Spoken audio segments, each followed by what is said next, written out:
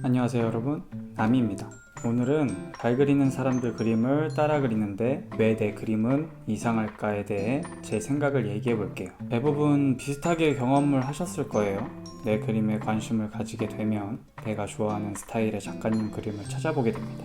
그리고 따라 그리게 되죠. 보통 두 가지 방법으로 많이 따라 그리는데, 하나는 잘 그린 그림을 눈으로 보면서 따라 그리기, 두 번째는 그림을 종이 밑에 대고 따라 그리기, 트레이싱이라고도 합니다. 이렇게 똑같이 따라 그렸는데 원본이랑 많이 다른 결과가 나오기도 합니다. 아마 대부분 그럴 거예요. 그렇죠?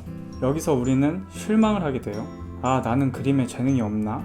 내가 그린 건 왜 이렇게 이상할까? 저 그림은 멋진데 내 그림만 이상해. 그래서 내 그림을 부끄러워하게 됩니다. 하지만 여기서 우리가 간과한 사실이 있어요. 우리는 항상 따라 그리기만 한다는 사실입니다. 의아하지만 따라 그리는 것은 물론 중요해요. 중요하지만 어떻게 따라 그리느냐, 저는 이게 더 중요하다고 생각합니다. 여기 그림이 있어요.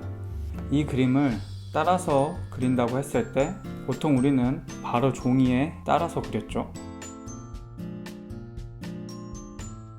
이런 식으로 그리겠죠. 그런데 생각을 해봐야 하는 부분이, 작가분들의 잘 그려진 대부분의 그림들은 이미 기본을 바탕으로 그려진 그림이라는 점입니다. 예를 들어서 이런 자세를 그릴 때, 여기 있겠죠. 이런 자세를 그릴 때 작가분들은 이미 머릿속에 형태를 완성해 두고 그리게 됩니다.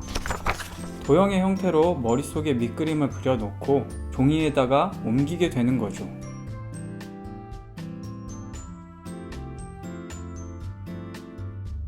이렇게 할 수 있는 이유는 충분한 형태 연습을 해왔기 때문일 거예요. 그런데 우리들은 이런 부분을 건너뛰고 보이는 것만 그리기 때문에 완성했을 때 그림이 많이 어색해지고 이상해 보이게 되는 거예요. 그래서 따라 그릴 때는 먼저 그림을 보고 형태를 파악해서 형태를 먼저 그려주고 따라서 그리면 더 좋은 그림이 그려질 거라고 생각해요. 마치 포토샵이나 그림 어플로 그림을 그릴 때처럼 레이어를 올린다는 생각으로 그리면 될 거예요. 형태 레이어를 먼저 그리고 밑그림 레이어, 그 다음 선을 따고 색칠을 하는 것처럼요. 이건 사진을 보고 그릴 때도 모두 적용이 되는 부분인데, 사진을 보고 이렇게 형태를 먼저 그려주고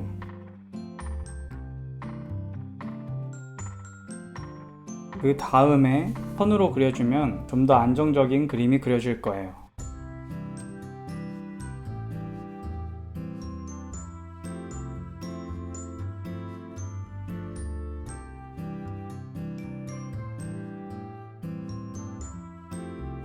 아마 충분히 연습이 된다면 나중에는 바로 종이에 그릴 수 있게 될 겁니다.